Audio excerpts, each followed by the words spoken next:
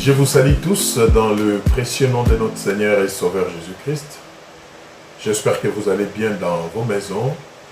Et j'ai dit merci au Seigneur pour cette opportunité qu'il nous offre de pouvoir encore passer du temps dans sa parole. Je vais vous demander, si vous le voulez bien sûr, d'incliner vos têtes là où vous êtes pour que nous puissions ensemble recommander ce moment entre les mains du Seigneur. Dieu des grâces, nous te disons merci pour ce moment que tu nous donnes autour de ta parole. Nous voulons que notre intelligence humaine et notre sagesse soient totalement infertiles pendant ce temps, afin que le Saint-Esprit parle, se manifeste et touche les cœurs. Souviens-toi, Seigneur, que tu dis dans ta parole que j'ai envoyé ma parole et ma parole les a guéris. Nous voulons donc que ta parole guérisse nos âmes, nos esprits, nos corps, afin que nous soyons totalement libres et que nous puissions expérimenter la victoire que tu nous donnes en Jésus. Que toute la gloire te revienne et que ces instants soient totalement pour ta gloire. Au nom de Jésus-Christ. Amen. Voilà, je suis vraiment ravi de savoir que vous êtes là, connectés pour suivre la parole du Seigneur. Vous savez, c'est la meilleure des choses qui nous soit arrivée, de connaître Jésus-Christ comme Seigneur et Sauveur. Et surtout quand nous avons des moments des enseignements comme celui-ci, il faut vraiment que nous en profitions pour apprendre beaucoup plus en ce qui concerne le Seigneur. Donc, nous allons parler d'un thème important, cette fois-ci, que le Seigneur nous a mis à cœur, et que nous intitulons « Qui est ton Goliath ?» Qui est ton Goliath? Qui est ton Goliath? Voilà notre thème, bien-aimé. Goliath, certainement, c'est un nom qui vous dit quelque chose, du moins pour ceux qui sont lecteurs et lectrices de la Bible. Et nous allons voir tout à l'heure d'où est-ce que nous avons tiré notre thème. Donc, qui est ton Goliath? Et nous voulons déjà circoncire les cadres ou les contextes dans lequel nous allons parler de ces termes. Bien aimé, ici nous prenons Goliath comme ennemi. Donc à chaque fois que le long de notre enseignement nous parlerons de Goliath, donc souvenez-vous qu'il s'agit de l'ennemi. Il s'agit de l'ennemi que nous définissons de plusieurs manières, d'autant plus que l'ennemi est capable de s'exprimer de plusieurs façons. Vous savez, selon les cas. Donc cela nous amène à définir Goliath comme étant donc tout ce qui nous pourrit la vie, tout ce qui nous fait peur, tout ce qui vole notre joie. C'est ça notre Goliath. Tout ce qui nous bloque et nous empêche d'aller de l'avant, tout ce qui nous tétanise, tout ce qui nous rend incapables de bouger, de nous épanouir. C'est ça, au fait, que nous appelons Goliath. Donc, tout obstacle à notre épanouissement, tout obstacle à notre avancement, tout obstacle à notre joie, c'est ce que nous appelons Goliath.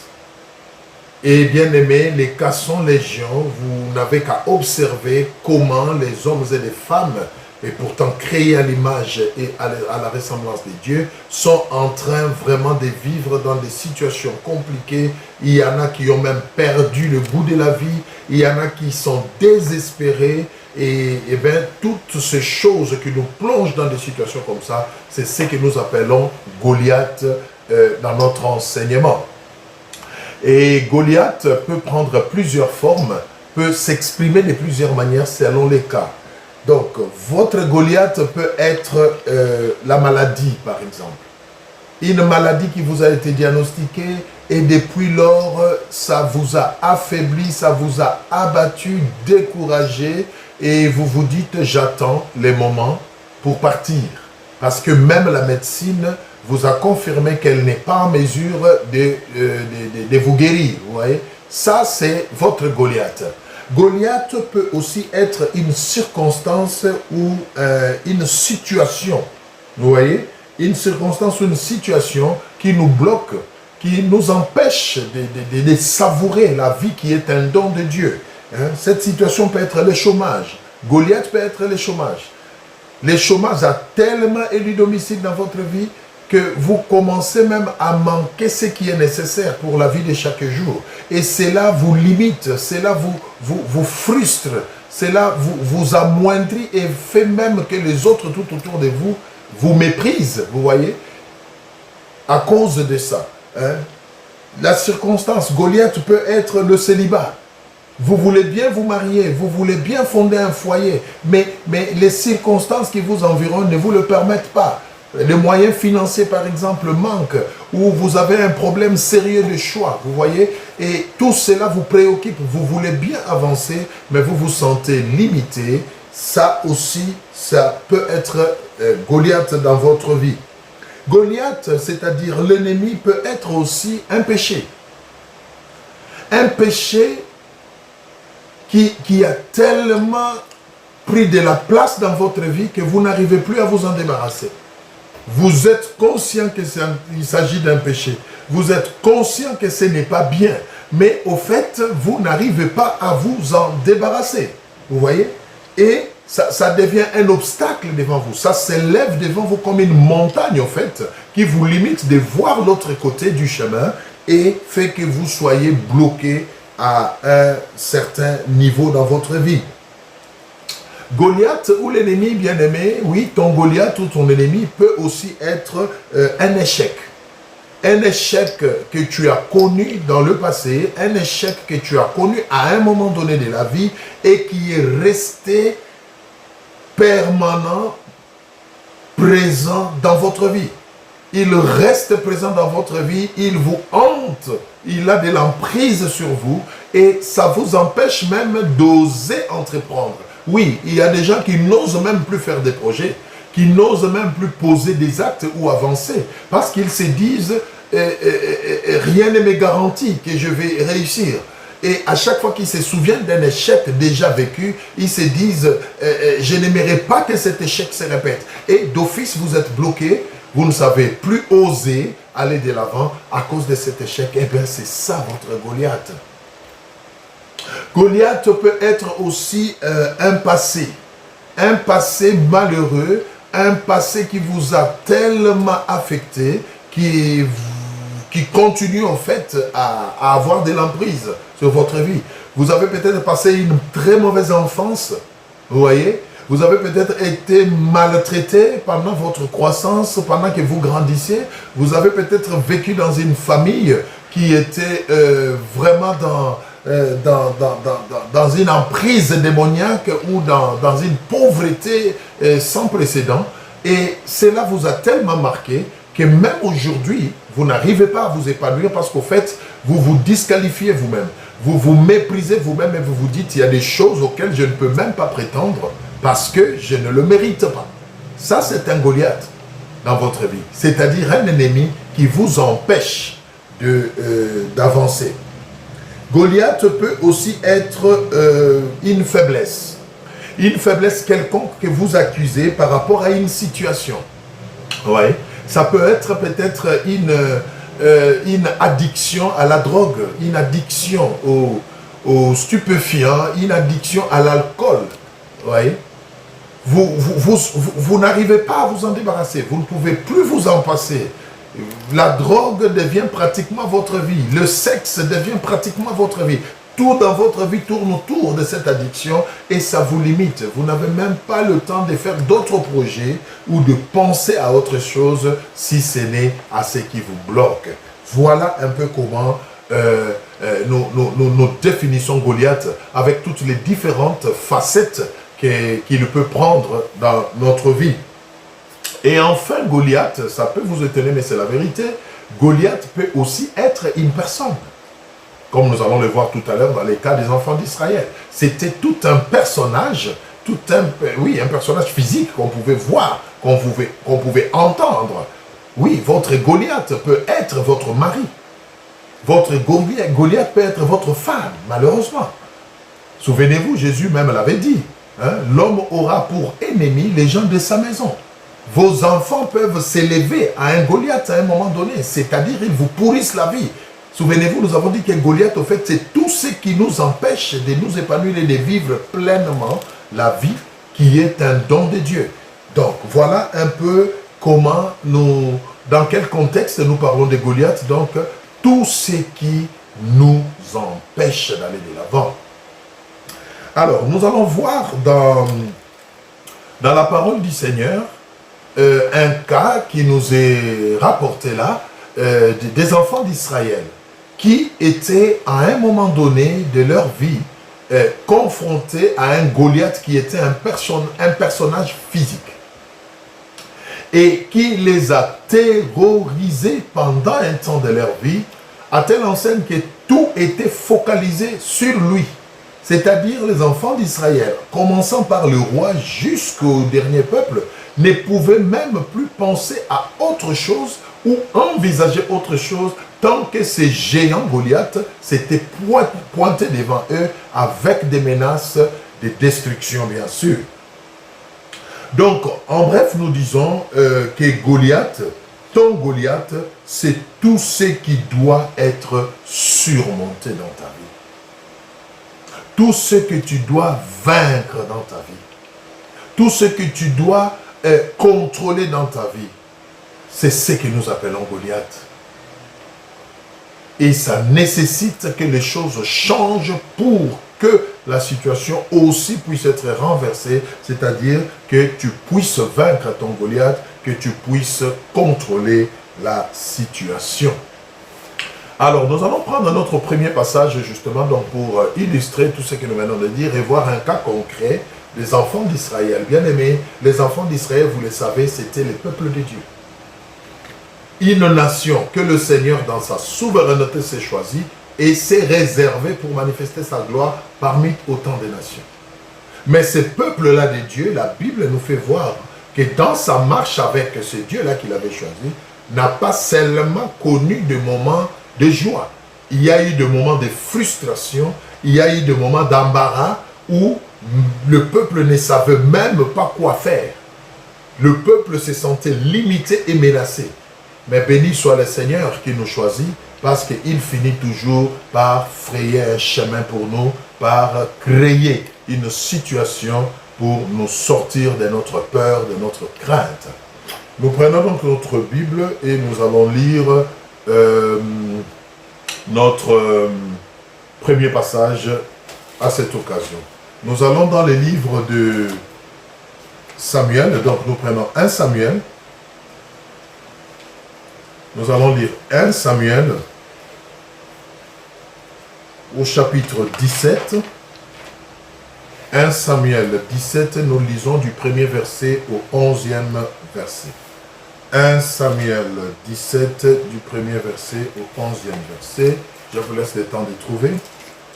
1 Samuel 17, du premier verset au 11e verset. La Bible dit ceci. Les Philistins réunirent leurs armées pour faire la guerre. Ils se rassemblèrent à Soko, qui appartient à Juda. Ils campèrent entre Soko et Azekah, à Éphès d'Amim. Saül et les hommes d'Israël se rassemblèrent aussi. Ils campèrent dans la vallée des Térabintes et ils se mirent en ordre de bataille contre le Philistin.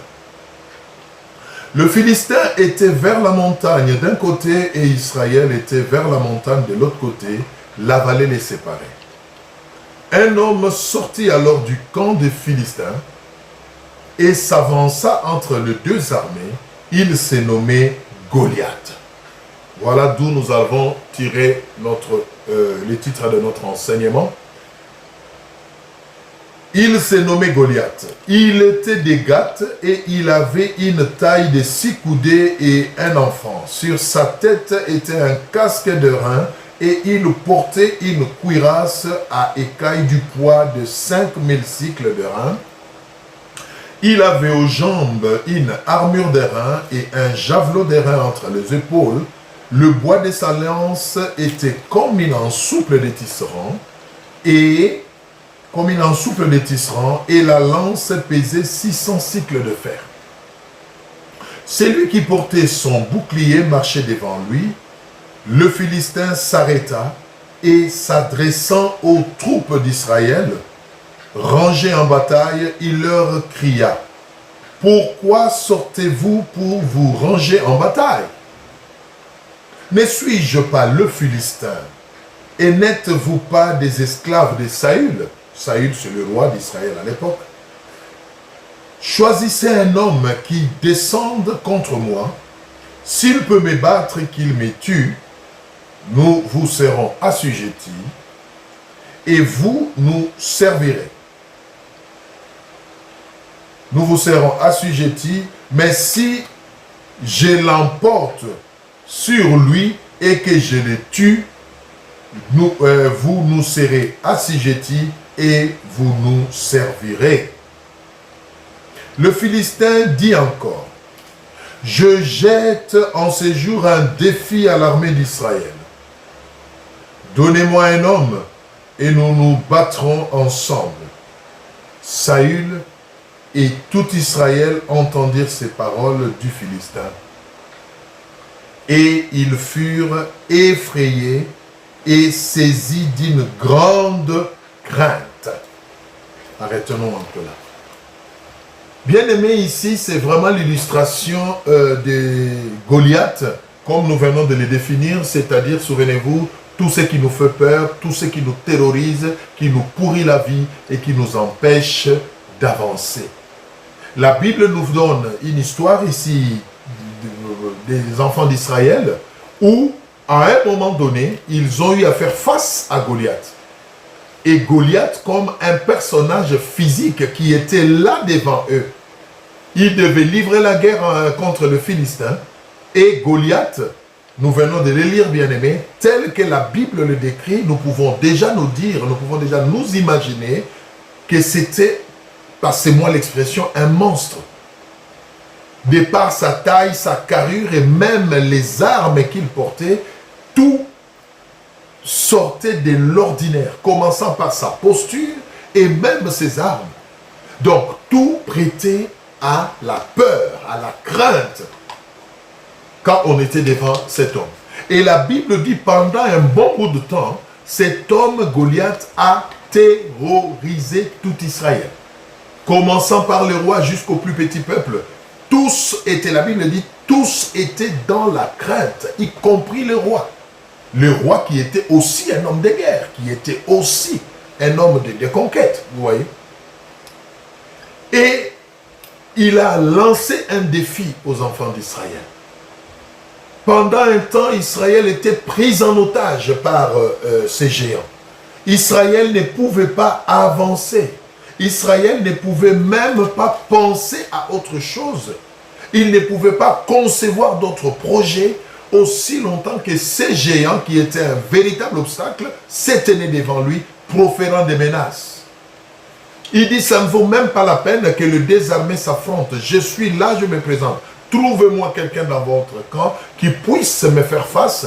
Et si j'arrive à les tuer, vous allez nous asservir. Ou si c'est le contraire qui se passe, alors nous allons nous soumettre à vous. Mais qui pouvait s'élever du côté d'Israël? Tout le monde, la Bible dit, avait peur. Tout simplement en regardant ces monstres, ces géants qui étaient devant eux. Bien aimé, je ne sais pas, c'est peut-être ça aussi la situation qui se passe maintenant dans ta vie. C'est peut-être ça aussi la circonstance que tu es en train de vivre maintenant. On t'a diagnostiqué un cancer, on t'a diagnostiqué le sida ou une maladie incurable. Le médecin te dit qu'ils ne peuvent plus rien. La maladie est là devant toi comme un Goliath. Tu ne sais plus quoi faire. Tu es sidéré. Tu n'attends que le pire. Tu te dis, il n'y a plus d'espoir parce que Goliath est là devant. Et il n'y a pas de secours. Ce peut être le chômage. Ce peut être ta situation conjugale. Ton couple ne va pas. Rien ne marche. Vous êtes même déjà peut-être à bord des précipices de divorce. Et vous ne pouvez rien faire. Vous vous dites, mais si je pouvais empêcher qu'on en arrive là, mais vous vous sentez affaibli. Vous ne savez rien faire. C'est ça Goliath. Goliath a pour mission de vous infliger la peur. Il a pour mission de vous infliger la crainte. Parce que quand on est dans la peur, dans la crainte, on ne peut même pas envisager une solution. C'est ça Goliath, bien-aimé. Qui est ton Goliath? au moment où nous parlons? Quel est ce géant qui s'est levé dans ta vie et qui t'empêche d'avancer? Quel est ce géant? Quelle est cette situation qui te lance un défi que tu ne vois même pas par où commencer pour les relever? C'est cela ton Goliath. Israël était pris en otage, tout en étant peuple de Dieu. Ici, j'aimerais ouvrir une parenthèse. Parce que souvent, les enfants de Dieu, nous nous disons, mais pourquoi une telle chose peut m'arriver? Moi, enfant de Dieu, moi qui sers Dieu, comment je peux passer par de telles circonstances? Bien-aimé, Israël n'était pas un peuple païen. Israël n'était pas n'importe quelle nation. C'était le peuple de Dieu.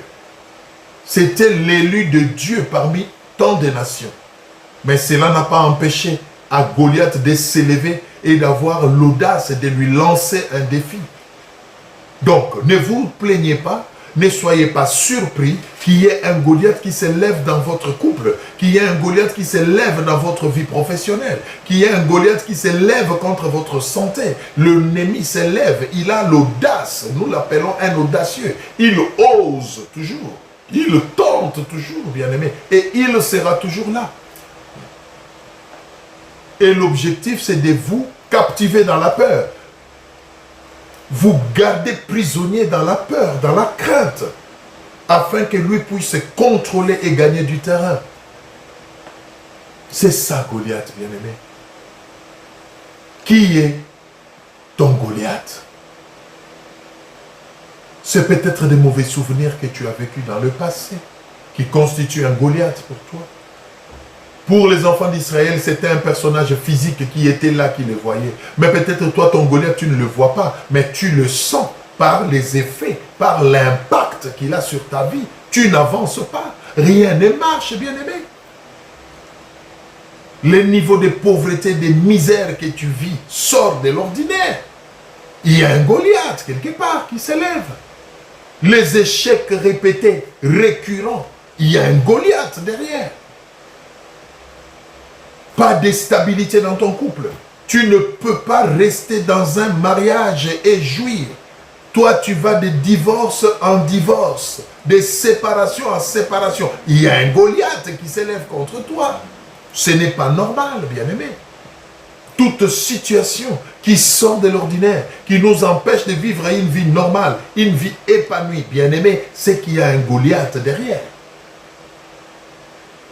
Qui est ton Goliath? Qui est ton Goliath? Quelle est cette situation qui s'élève contre toi? Quel est ce personnage qui t'empêche d'aller de l'avant? Il est important que tu l'identifies, bien-aimé. Mais vous savez, la bonne nouvelle dans tout ça, c'est que le Dieu en qui nous avons cru, le Dieu qui nous a aimés, ne nous délaisse pas, ne nous abandonne pas. De la même manière que Goliath s'élève, de la même manière que l'ennemi s'élève pour nous terroriser, pour nous faire peur, de la même manière aussi que notre Dieu s'élève pour nous donner la victoire. Ça, c'est une bonne nouvelle que je t'amène aujourd'hui. Sache que Goliath s'est levé, c'est vrai. Sache qu'il y a une circonstance qui te paraît insurmontable. Sache qu'il y a une montagne devant toi. C'est vrai ça, la réalité. Mais sache aussi qu'il y a un Dieu en qui, si tu places ta confiance, il peut t'aider à terrasser ces Goliaths. Il peut t'aider à aplanir cette montagne qui s'élève devant toi. Il peut t'aider à changer la donne, à changer des choses. C'est possible, bien-aimé. C'est possible. Ça, c'est une bonne nouvelle que je t'amène. Goliath est là d'une part, il profère des menaces, il est en train de rugir comme un lion, il sème la terreur et la peur, tout le monde a peur, tout le monde panique. C'est vrai. Mais il y a aussi le Dieu qui a créé les cieux et la terre, devant qui rien n'est impossible, dont il est écrit que devant son nom, tout genou au ciel, sur la terre et sous la terre doit fléchir. Donc, ton Goliath, bien-aimé, C'est vrai qu'il te fait peur, mais sache qu'il n'est pas le plus fort, qu'il n'est pas le tout-puissant. Et c'est ce que nous allons découvrir dans la suite de notre enseignement. Nous allons lire un dernier passage pour aujourd'hui et on va terminer par là cette première partie. Voilà, j'ai omis de vous le dire au début. En fait, c'est un enseignement que nous ne pourrons pas avoir en une séance. Nous allons nous efforcer pour l'avoir en 2 séances, si pas 3, selon que le Seigneur le permettra. Et je vous encouragerai vraiment vivement à suivre toutes les parties de cet enseignement pour en avoir une idée complète. Donc nous allons prendre notre dernier passage aujourd'hui, toujours par rapport à Goliath, avant de clôturer cette première partie. Nous restons toujours dans 1 Samuel 17, cette fois-là nous allons lire du 23e verset au 25e verset. 1 Samuel 17, 1 Samuel 17, nous lisons du 23e verset au 25e. Nous allons voir, bien-aimés, comment Goliath agit, pourquoi il est là, Goliath, l'ennemi qui prend toutes les facettes possibles. 1 Samuel, 17, 23, 25. J'espère que vous avez trouvé. Nous allons lire tous ensemble. La Bible dit ceci. Chacun disait, avez-vous vu s'avancer cet homme? C'est pour jeter à Israël un défi. Ah non, là nous sommes à 25, excusez-moi. J'ai dit qu'on va lire de 23 à 25. Voilà, nous rentrons à 23 parce que là j'ai sauté. Voilà, 23. Tandis qu'il parlait avec eux, voici le Philistin des Gath, nommé Goliath, s'avança entre les 2 armées, hors des rangs des Philistins. Il tint le même discours que précédemment, et David les entendit. À la vue de cet homme, tous ceux d'Israël s'enfuirent devant lui et furent saisis d'une grande crainte. Vous vous imaginez, la seule présence de Goliath infligeait une grande peur devant Israël. Et la Bible dit, tous ceux d'Israël s'enfuirent devant lui. Personne n'osait lever la tête. Chacun disait, avez-vous vu s'avancer cet homme? C'est pour jeter à Israël un défi qu'il s'est avancé. Si quelqu'un le tue, le roi le comblera de richesses, il lui donnera sa fille et il affranchira la maison de son père.